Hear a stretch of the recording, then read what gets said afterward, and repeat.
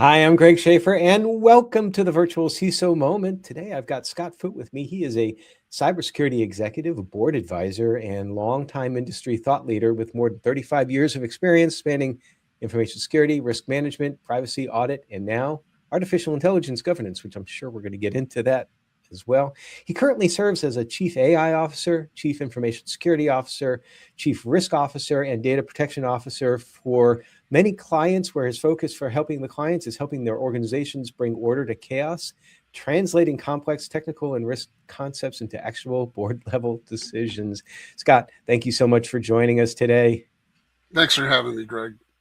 So we'd love to hear your story. And I should know from a timeline perspective, when I was reading this intro, as far as like 35 years of experience spanning information security, risk management, and privacy audit, I could be thinking about myself, because it was about 35 years ago, I think probably, that I started my career in this wonderful world. So I can imagine that probably we have some experience that dovetail, but I would love to hear your story. Goes all the way back to the Orange Book.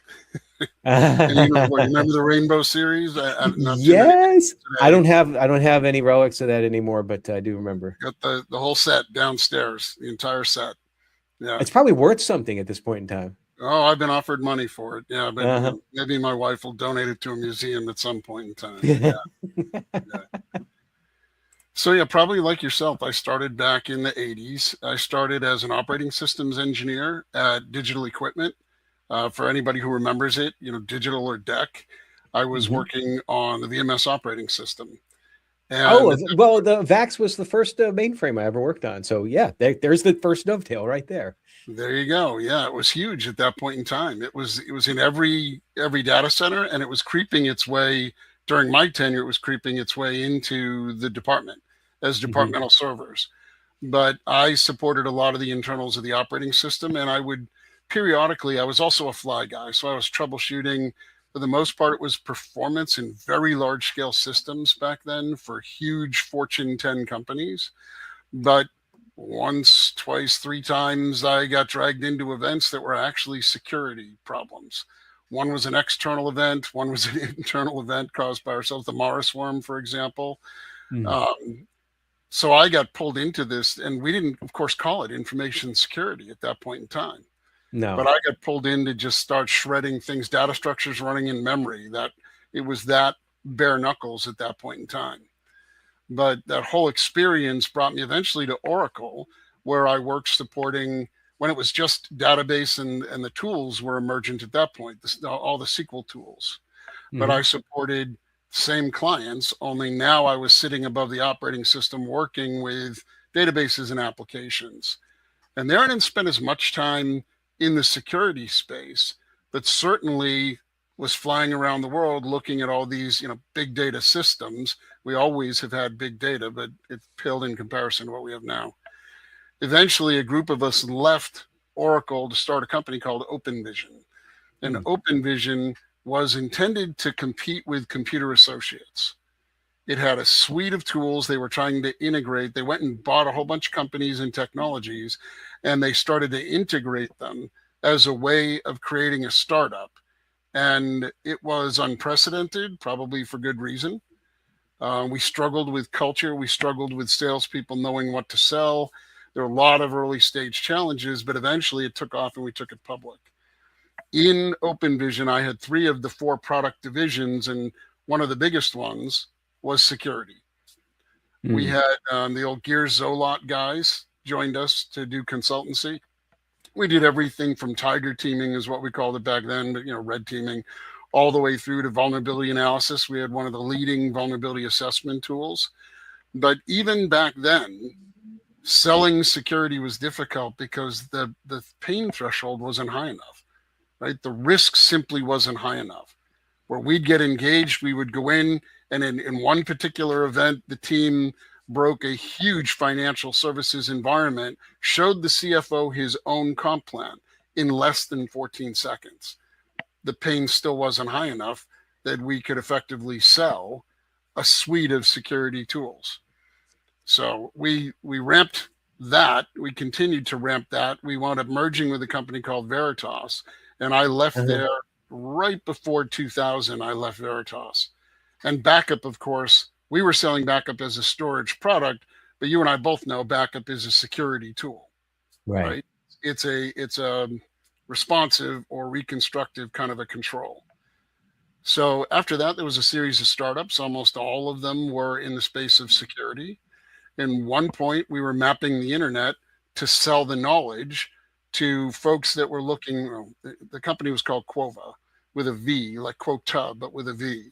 Uh-huh. And we were looking to the existing customers at that point in time were two markets. One was the porn industry that was trying to localize the content to the browser. The other one was the gambling industry. And at that point in time, this is like 2005, Uh-huh. you couldn't serve a bet here in the US to someone who was on US soil. You could still bet, but you had to be somewhere outside of the 50 US states. And Right. the best way to find out was to geolocate the browser. Well, when I met them, they were struggling. And I said, you guys have an anti-fraud solution here. You have all this knowledge. This is anti-fraud. So we turned the company around. I joined full-time, and with the president, really, who ran all of the sales organization, he and I kind of reinvented the business as an anti-fraud capability, and it just took off. That's Absolutely awesome. took off.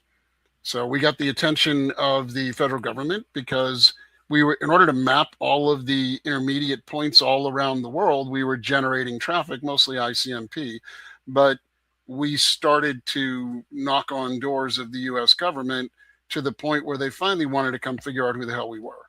We had virtual machines and physical machines that we had leased all over the world to generate the traffic, but we generated too much traffic just knocking on US assets. So a certain three-letter came and knocked on the door and basically said, what the hell are you doing? When we explained, they said, we need to introduce you to some people. We have a potential customer. So just out of curiosity, when you did get that knock and you realized who was knocking, how did you feel? It was a little intimidating at first, but I mean, I've been in this space. I had been cleared and dealt with that even back in my Oracle years. Uh-huh. So it was not unexpected, but the first thing I wanted to do is authenticate these clowns to see if they really were who they said they were. Right. So we went through that dance, and eventually we sat down, and I knew that I had a story they wanted to hear. And they were trying to authenticate you too at the same time. That's right? exactly what they were trying to do. That must have been an interesting conversation. It was. But eventually they said, okay, who do you have that's cleared? And only myself and the director of my analyst team had ever been cleared in the past. So we went through this intermediary, which happened to be the MITRE Corporation. MITRE stood between the two entities. They brought in government people, single names, false identities types of things. And we demonstrated what we could do with the knowledge we had built now for 10 years. We had 10 years of IP intelligence. And today that's, there's a lot of people that have that. But at that point in time, there were only a few of us really that had that kind of knowledge. Mm-hmm. And we can't get into why they wanted it, but suffice it to say that when we sold the company, they said, you need to come work for us. And I said, there's no way I'm going to work for the government. You couldn't possibly pay me enough. I'm in the startup space. I've been an executive for 10, plus years at that point. You couldn't possibly afford me. They said, look, consult through MITRE. I said, I'll give you 1 year. 1 year turned into 10. Oh, gosh. Yeah, and it started with, before there was any cyber command, before the services had any, cyber aspects, there were some cyber entities, but it was nobody had that term. So I got involved immediately. MITRE put me exactly where the government wanted me, and that just started to, let's just say, rolling stones gather moss. Mm-hmm. And in 10 years, I finally had to tap out and say, okay, there's nothing more I can help you with. This is the problems all continue on a nation state scale. I need to go back to industry. And frankly, there were a lot of startups that were calling. The exits turned out great. My friends at Warburg Pincus were saying, okay, what are you doing? You've been on the sidelines for 10 years here. And when I started, it was because the market had quiesced. There were no decent exits happening, mergers, acquisitions, nothing was going public. When I came back out, of course, the entire cyber market was lit up. So after that, I started to roll something out, which I won't bore you with, but it was a risk intelligence platform. Could not get the funding, could not get money from the VC community. And eventually the old customer inside of the government came back and said, yeah, you tapped out, but you got to come back in. So Phenomenati, the consultancy that I run today, that was created for one reason, so I could quickly go back and work on a project. I had no plans of being here 10 years later and running it as a going interest. But we're a multi-million dollar consultancy at this point in time because the private side, the commercial side has taken off. Right. And we do almost no government work at all at this point in time. So yeah, it's been a fun ride. I can somewhat relate to that. I purposefully have not. I never wanted to be an entrepreneur. I never wanted to be a business owner. I just wanted to form an organization, an LLC, so that I could do some of this consulting on the side. And I never expected it to grow, not multi-million, but it's a lot bigger vCISO services than I thought it would be. And I just sometimes I feel like the Hotel California, I can check out, but I can't leave. I don't know. It's like I'm sucked in. I can't retire. I just continue to work on this because I've been doing this for like I said in the beginning, around the same amount of time. Started myself, and I guess it would be 89. I was working as a student assistant in networking, and networking back then was more like serial connections, not. We had Ethernet, but it was thin net. I mean, it was barely Ethernet. Twisted pair, coax running all over the place. Yeah. And so, I mean, dark ages and all that, and never expected to be here. But that kind of brings me to, I get asked a lot of times. It's like, well, you've seen a lot, Greg, over your tenure, which is a nice way of saying that I'm old.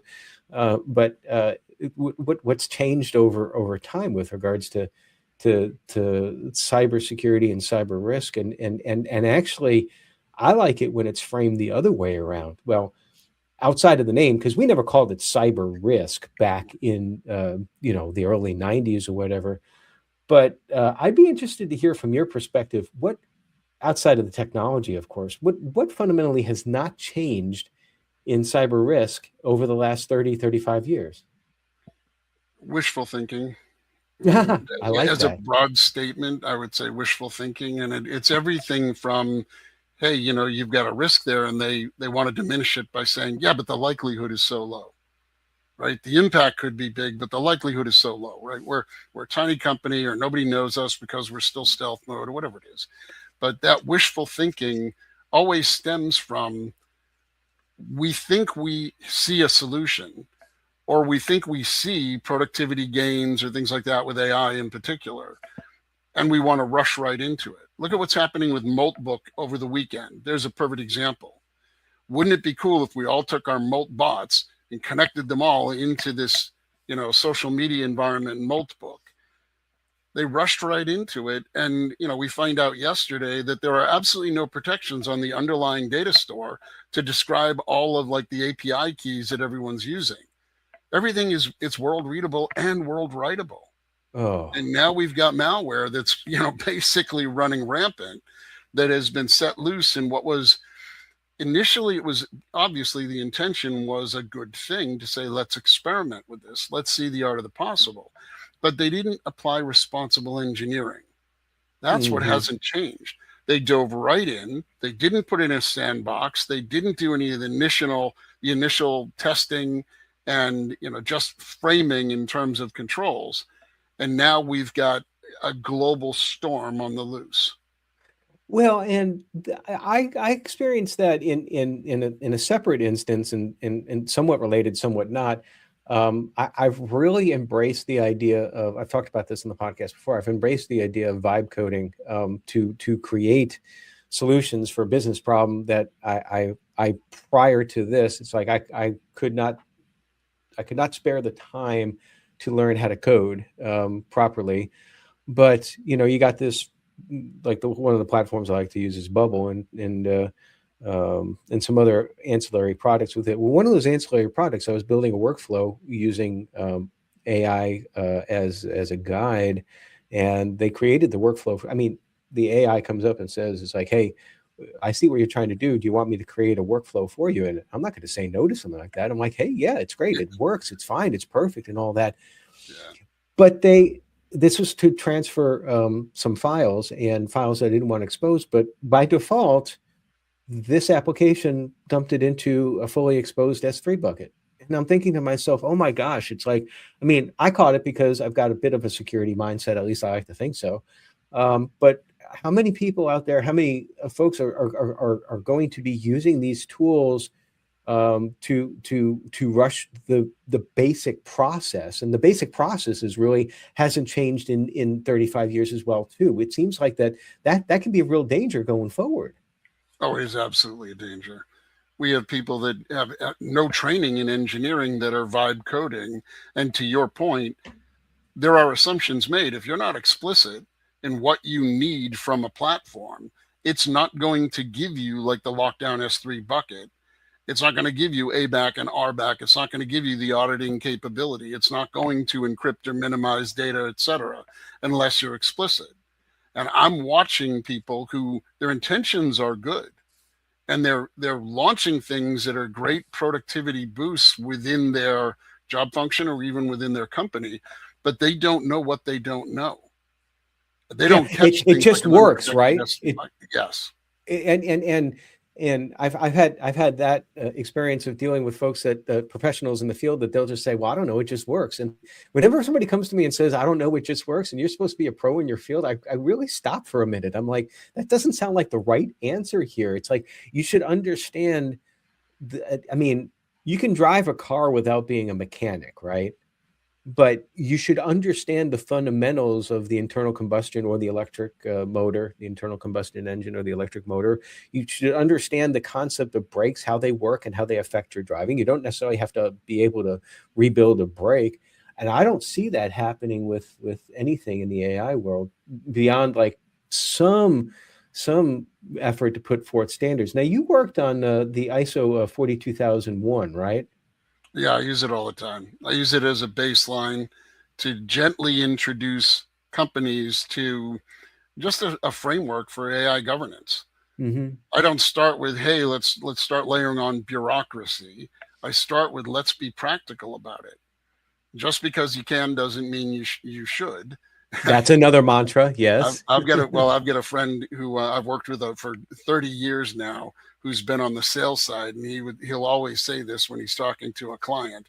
He'll say it's like a Speedo and a 55-year-old man, right? Just because you can doesn't mean you should. And Thank you I for the laugh. image. I laugh as well, but but that's his point, is you don't forget it. The next time they do something like the vibe coding, is they have this painfully, mentally indelible image that forces them to go, wait a second, just because I can doesn't mean that I should. What could go wrong?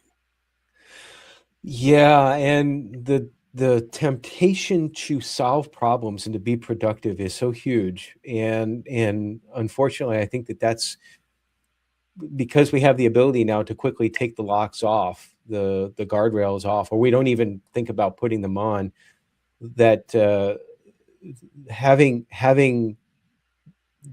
businesses at least try to put those guardrails in place definitely has value. And I'm curious, it's like, why did you land on 42001 instead of, like, say, NIST or one of the other standards? I can tell you why I did initially, is because, if I'm not mistaken, but I think 42001 was the first AI governance framework that was published. It was the first one out in November of 2023. 21, 22. Okay. The draft came out in 20. There was a draft released to the community in 21. They had a call for comments, I think, in 22. I think it came out in 23. I'm losing track of my years. But I'll tell you, I mean, I love NIST. I've actually supported NIST. I've contributed and reviewed to standards in my time at MITRE. But I support global organizations. And there is a bit of a, that's a US thing. When NIST is out there, there's a bit of dismissiveness. Oh, that's US. That's a US thing. And True. they tend Yeah. to lean in all the ISO standards. And it's also something that now you can get a certification against. You can't get certified against any of the NIST standards. There are no Right. auditors out there that will do formal certifications.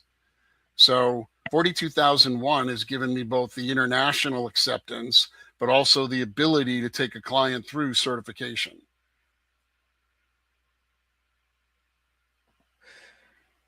So we've got kind of just hanging on that governance. It took a long time for security to rise to the point of, at least maybe, if anything, in name only, but at least there's that C there with the CISO that's been there for a few decades now. But whether or not you could say that most CISOs are actually true C-level executives, that's a conversation for another day. But we have now the emergence of the chief AI officer role, and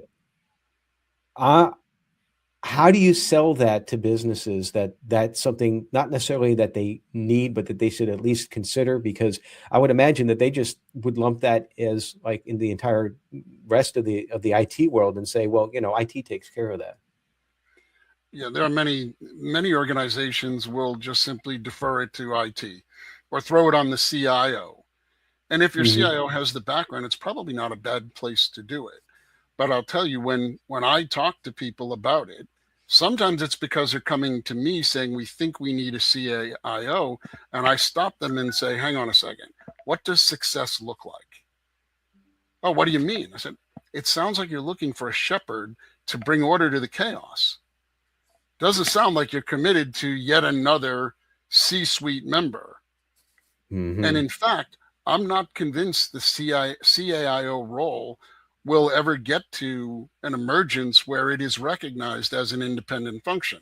I'm still watching people struggle with the chief data officer or chief analytics officer and Mm-hmm. trying to say, well, how is that out of the bounds that you had already drawn in scope for the CIO or your CTO? So I'm not convinced that it is a long-term function, but at least in the near term, most of these organizations simply want order from chaos. They're looking for a shepherd, somebody who can speak tech and understands what the hell is Hugging Face, what is PyTorch, but also can speak business and say, wait a second, what's the business function? This is not a deterministic problem, so it's appropriate for a probabilistic kind of a model.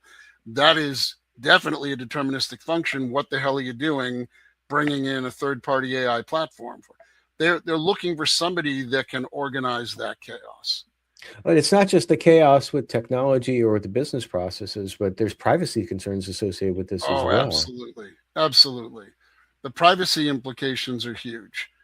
And whether you're turning it loose internally, like for example, I have had at least a dozen companies that I've spoken with about their very first adoption of an AI capability has been to screen candidates.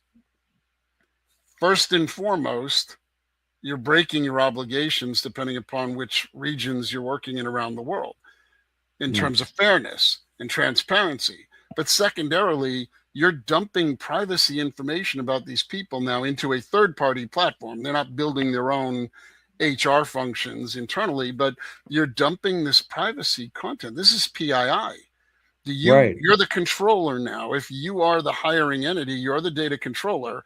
It's on you to be responsible in how you manage that person's identity, their PCI, if they've got any type of information there, the PHI, if you're onboarding and you've got healthcare and benefits. All of that is on you. What is your relationship like with the third party platform? Well, Then, and then this gets to so much. We talk about third party risk management. We used to talk about that just from the security standpoint, and now we have to ask folks. It's like, well, do you use AI? And well, what do you mean by that? Yeah, we use ChatGPT or we use Copilot. Well, okay, that's fine, but what else do you use it for? Well, I don't know. And unfortunately, I think there's a lot of I don't knows out there. We talk about security. It's like you can't secure what you don't know about, and it seems like that AI is kind of following along that same path. now there's a lot of shadow IT. We call shadow AI, but it's just shadow IT like it's always been. Yeah. And you're pointing at one of the significant risks is I was in a publicly traded environment with thousands of staff, And there was a belief amongst the C-suite that no one was really using AI. Well, it turned out that a large percentage of their workforce actually was using AI on a regular basis. Now they were being responsible. They weren't dumping intellectual property or anything like that. But what they had no knowledge of is the fact that all those AI platforms were farming their private information. And we began to get inbound requests saying, hey, not for nothing, but you've got like 385 people in your company that are all using freemium or personal versions of our AI platform. Don't you think maybe you want an enterprise capability? And when I raised that up in the C-suite, they said, how does the vendor know that? The vendor is farming all of those users and their PII. Well, that's actually an interesting sales technique, I suppose. It is, but they're also farming the behaviors, because when you start using like ChatGPT, for example, I mean, pick a platform. They're all doing this right now, but when you have the freemium version, you're the product, and Absolutely. they're farming your behavior. What are the questions you're asking? What are the streams that you have in your discussions? Are you building projects? What are you actually focusing on? Are there pockets? I'm working, privacy. I'm writing songs over here in my personal world, but in my professional world, maybe I'm writing code, or maybe I'm actually working on marketing content to release that's going to be used in something that might move a market. I have real world examples. Obviously, we won't get into them, but people in public entities that were writing marketing content for a new product launch coming up in 3 months, that had that become public knowledge, it could have moved markets. Wow. So you get into these, privacy is one part of it, obviously. Confidentiality is another big part of it. But you get into the fact that the AI platforms, it's not just the benefit, but it's what's in it for them if you're not paying them. Right. Everybody's a product. We talked about just briefly before we started recording. You had mentioned my sweatshirt and asked if I was in the Air Force, and I'm like, oh yeah, it's like, and I got this hoodie off of Facebook because it presented it to me as a marketing thing because I'm part of several military related Air Force related Facebook groups, and Facebook is free, but actually it isn't, because I fell for the marketing, and I'm happily fine with falling for the marketing with regards to that, but at least keep an awareness of the whole ecosystem of what's out there, and how we're being, I wouldn't say manipulated, but maybe guided into like behavioral changes. And all of this has always stressed me out. I never wanted to be in security, period, because I mean, I liked IT. IT was very binary, ones and zeros. Either it works or it doesn't work, networking. Either it connects or it doesn't connect. And then somehow along the line, I got sucked in and I could never get out of security. It's a very stressful field, and it makes it exciting, but you also have to have a way to positively deal with the stress and decompress. What's one of the things you do, Scott, to deal with the stress and decompress? So it's been a variety of things over time. Martial arts was something I was heavily into, really, from the time I was a teenager. Unfortunately, I can't do much of that at this point, because 2 years ago, I tore one of my Achilles tendons. Oh, my. And I had to relearn to just walk. And at my age, the doctors are saying, hey, do you really need to risk the surgery? So I haven't had the surgery yet, but I'm beginning to think maybe I will. But that'll get me back out there. Not much of a runner, but the whole family runs. Everyone in the house, I have 4 grown kids. They're all long distance runners now. They don't run competitively, but they do run. And even my wife runs half marathons. So maybe I'll get back into that. But music was a big deal for a long time. Guitar in particular. I'm noticing the guitar in the background for you, but I've also picked up, just in the last few months prior to the holidays, I said to my wife, I want to get like a Chinese guitar. And she said, what the hell is that? I said, I think it's called a guqin. Yeah. But it is basically, it looks like a slide guitar, but and you play it essentially like a guitar, but it's got a very, very unique sound that you've seen in, all types of, Chinese martial arts movies over the course of time. But so I've picked that up, and I've been trying to teach myself first to tune it and then maybe play it. Well, and you mentioned the guitar in the back. I am really not a musician, but many, many years ago, I was curious. I wanted to learn about chords and music and how it's constructed because there's so much mathematics behind it. And so I mean, now it's just something that if I feel like just plucking away on something as a stress reliever, that's one of the things that I do, which is why it's back there. But I'm I don't like to even give the impression that I'm have any sort of like meaningful talent with regards to it. But what plans you got coming down the road outside of like learning how to play the Chinese guitar? And I'm sorry, I can't remember what it's called again. Guchin. I think that's the way you say it. But Gucci. yeah, so it's travel in general. I mean, I'm semi-retired, Mhm. right? What I do is really more of a hobby. My wife, if I complain about it, my wife shuts me down and says, "I don't want to hear it. You could have retired years ago. You do this because this is your hobby." I hear that I from my do. wife too. I do have so I mentor about a dozen people of various backgrounds, mostly ascending into the executive level position, but a few are tier one, tier two types of analysts. And I got to tell you, one of the things that I love to do the most is investigations.